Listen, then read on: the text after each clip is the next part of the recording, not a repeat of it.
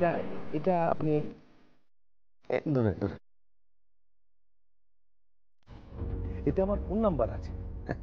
আপনি যদি আপনার বাড়ির বউয়ের কারনামা আমার কাছে জানতে চান তাহলে আপনি আমাকে ফোন করে নিয়ে অ্যাপয়েন্টমেন্ট করে ডেকে নেবেন, আমি চলে আসব, আপনাকে আপনার বউয়ের সব কাহিনী আমি বলে দেবো।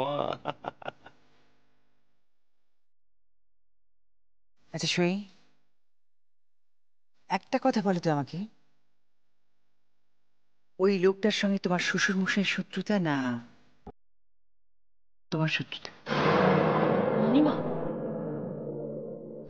সত্যি কথা বলো, সত্যি কথা বলো আমাকে সই। মণিমা, আমার সঙ্গে কারোর কোনো শত্রুতা নেই। তাই যদি হবে তাহলে জালান নামের ওই লোকটা এই বাড়ির দরজায় এসে দাঁড়িয়ে তোমার সম্পর্কে কুৎসিত কথাগুলো কেন বলেছিল?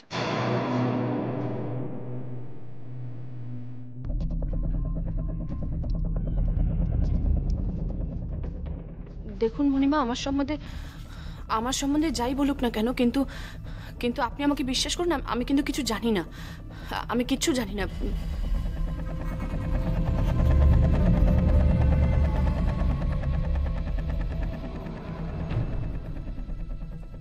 তুমি জানো আর না জানো,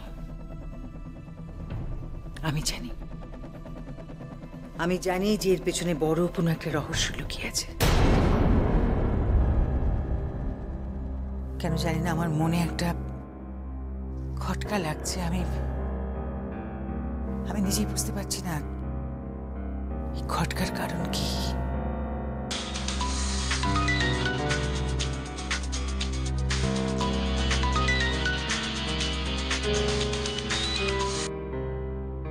হ্যালো হ্যালো, মামাম কেমন আছে? এখনো ঠিক আছে তো? আপনি কি বলছেন? কেন? আমি রাহি বলছি। রাহি,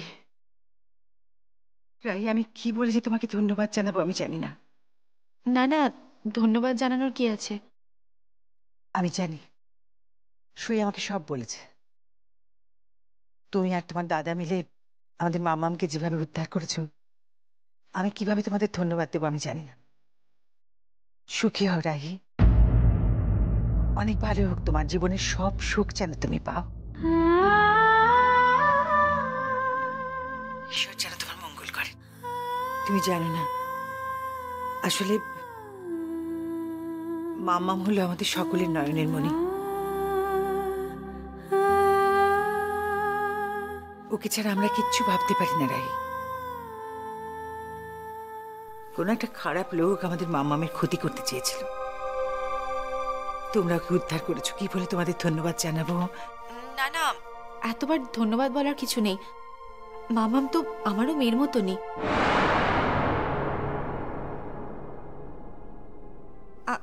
আমি রাখছি।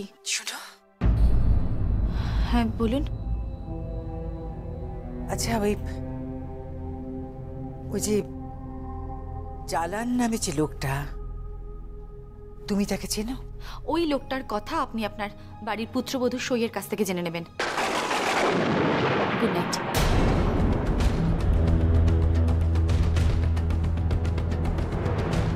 কেটে দিল।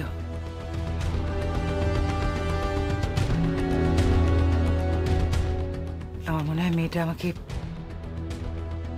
অ্যাভয়েড করলো।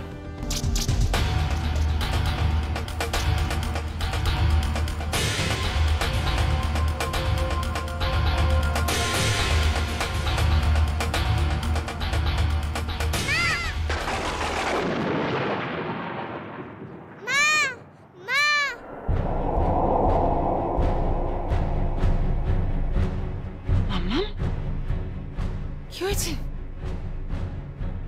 কি হয়েছে? কি হয়েছে মা? আমার খুব ভয় করছে। ভয় করছে? কেন ভয় করছে? কেন? কোনো ভয় নেই। ওই রাক্ষসটা আবার আমায় ধরতে আসছে। না মা, কোনো রাক্ষস নেই। দেখো না, আমি তোমার কাছে বসে আছি। তোমার বাবা মা কোথায়? কেউ তো ঘরে নেই। তুই একটু বস, আমি এক্ষুনি আসছি। তুমি যাবে না? তুমি আমার কাছে এখানে থাকো। আচ্ছা বেশ, এসো তো, তুমি আমার কোলে এসো, এসো। লক্ষ্মী, কিসের ভয়? হ্যাঁ, কিসের এত ভয়? ভয় পেতে হয়, কিচ্ছু হয়নি।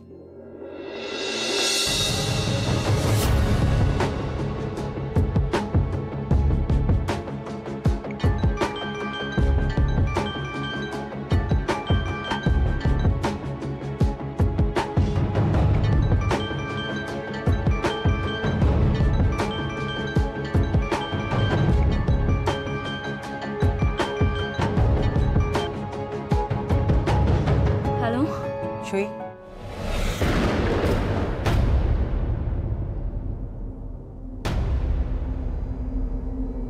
এত রাতে তুমি এই ঘরে? তিয়াস কোথায়? উনি পাশের ঘরে পড়ছে। এত রাতে? এটা তিয়াসের ফোন। এত রাত্রিবেলা তুমি তিয়াসের ফোন নিয়ে কার সঙ্গে কথা বলছিলে সই? কারোর সাথে না। সত্যি কথা বলো, কার সঙ্গে কথা বলছিলে বলো? বললাম তো মাম্মামকে এখানে কেন নিয়ে এসেছেন? কি হয়েছে ওর? ও স্বপ্ন দেখে ঘুম থেকে উঠে কাঁদছিল, তোমায় ডাকছিল। মাম্মা, আয় বাবা। কি হয়েছে বাবু? চল আমি তোকে ঘুম পাড়ি দেবো, আয়। সই, সই সত্যি কথা বলো, কাকে ফোন করছিলে? বললাম তো কাউকে না।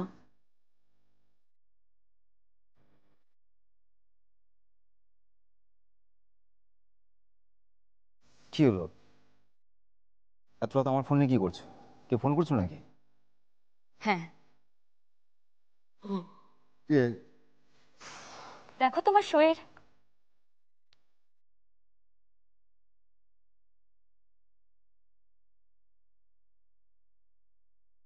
এটা তো কলকাতার নাম্বার। শোয়ের তো না। এত রাতে কি ফোন করেছিল?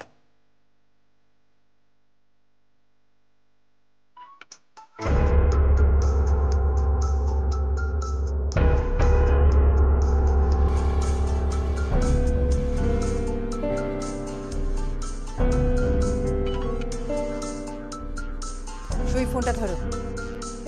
এই নাম্বারে তুমি একটু আগে ফোন করেছিলে।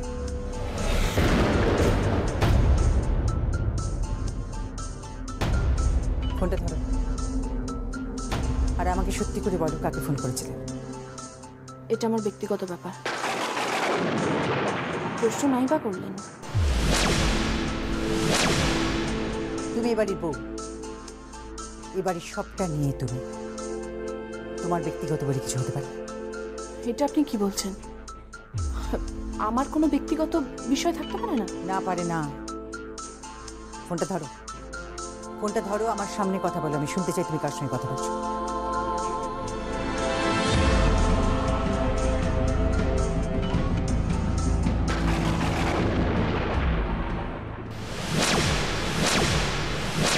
কি ব্যাপার, ফোনটা কাটলে কেন? আমি আপনার সব প্রশ্নের উত্তর দিতে বাধ্য নই। তুমি আমার প্রশ্নের উত্তর দিতে বাধ্য। বেশ, উত্তর আমি দেব, কিন্তু আপনাকেও আমার একটা প্রশ্নের উত্তর দিতে হবে। বলো কি প্রশ্ন? ওই বস্তিতে একটা ঘরের মধ্যে আপনি কেন ঢুকেছিলেন?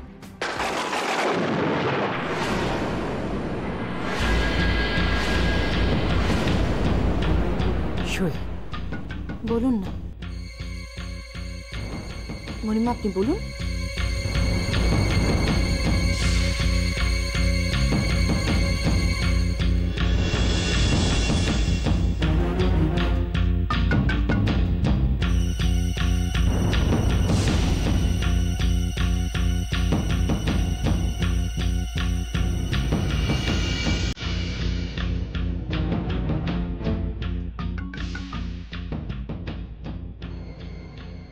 আমি জানতাম মণিমা,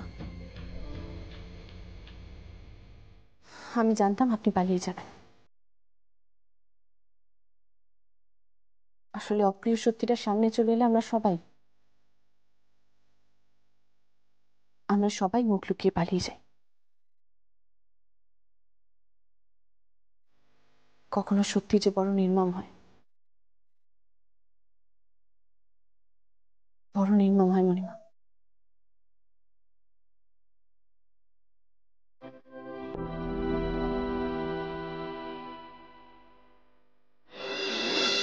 কেন ফোন করেছিল সে তোমার? কি হলো বলো? এত রাতে তোমার সঙ্গে কেন ফোন করেছিল? আচ্ছা তুমি কি করে বুঝলে যে এটা সই ফোন করেছিল? তুমি দেখলে আমি ফোনটা করলাম, কেউ ধরলো না, কেন এক কথা বারবার বলছো? কারণ আমি জানি ওটা তোমাকে সই ফোন করেছিল। আরে বাবা, এটা সইয়ের নাম্বার না। হ্যাঁ হতে পারে, সই নিজের ফোন থেকে ফোন করেনি, ও হয়তো অন্য কারোর ফোন থেকে ফোন করেছিল। আর তাছাড়া উজা, ওই বাড়িতে অন্য কারোর মোবাইল নেই। এবার সত্যিকারে বলো তো, সই তোমাকে কেন ফোন করেছিল? আরে আমি কি করে জানবো বলবো, আমি কি করে জানবো? আর তুমি আমাকে না বারবার ওই একই প্রশ্ন করে বিরক্ত করো না প্লিজ। আমাকে ঘুমোতে দাও, তাহলে সকালে আবার অফিসে যাবো।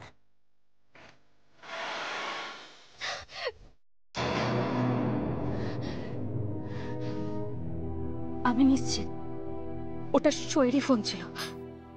কিন্তু সই কেন ফোন করলো আবার? আবার কি উজানের সঙ্গে যোগাযোগ রাখছে ও? পুরনো প্রেম কি আবার জাগা দিয়ে উঠছে? নাকি নাকি আবার এই বাড়ির দরজায় এসে দাঁড়াতে চায় বউয়ের অধিকারে? যদি বলে রিঙ্কু, তোমার সঙ্গে তো উজানের বিয়ে হয়নি, উজান আমার সামনে, আমি উজানের সাথে থাকবো, তুমি চলে যাও এই বাড়ি থেকে, তাহলে আমি কি করবো? কি করবো আমি তো বাঁচতে পারবো না উজানকে ছাড়া, বাঁচতে পারবো না আমি উজানকে ছাড়া।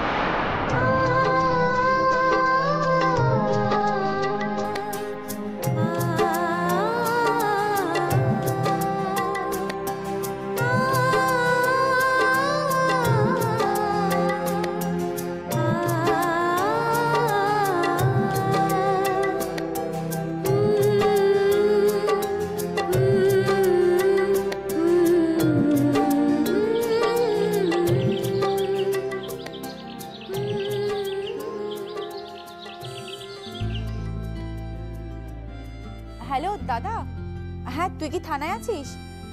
এই শোন না, তোর কি ফিরতে দেরি হবে? আরে একটা দোকানে যেতে হবে, কটা জিনিস আনার আছে, কাউকে একটু পাঠা না। হ্যাঁ ওই ডিম কষা করব, তো তুই আমার জন্য 6টা ডিম পাঠাবি, আর একটু পেঁয়াজ পাঠাবি, আলু পাঠাবি, ঠিক আছে তাড়াতাড়ি পাঠিয়ে দে। ও হ্যাঁ 1 কিলো ময়দাও পাঠাবি। কতবার যে তোকে বলেছি যে মাসের বাজারটা মাসে করতে, তা তো শুনবি না। যাকে শোন, আমি এখন রাখছি, পরে কথা বলবো।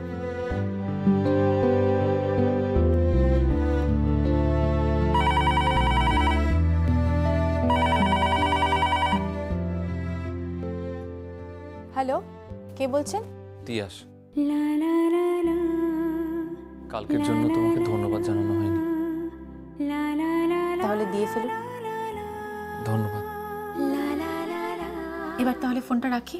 প্লিজ রাহি, প্লিজ এরকম করো না। আমার বিশ্বাস করো, যেটা হচ্ছে সেটা আমি চাইছি না, আর যেটা আমি চাইছি সেটা কিছুতেই হচ্ছে না। তিয়াস, সবার কপালে কি সব সুখ জোটে? যা চায় মানুষ তা যদি পেয়েই যায়, তাহলে মানুষে অসুখী হবে কেন? তুমি বিয়েটা জোর করে করছো অসুখী হবে বলে, তাই তো? হ্যাঁ হব, 100 বার হব। আর সেটা আপনিও যেমন জানেন, আমিও তেমন জানি যে আমি অসুখী হব। কিন্তু আমি আর আপনি এখন যে জায়গায় পৌঁছে গেছি, জীবন আমাদেরকে যে জায়গায় গিয়ে দাঁড় করিয়েছে, তাতে এই জন্মে আর আমি আপনি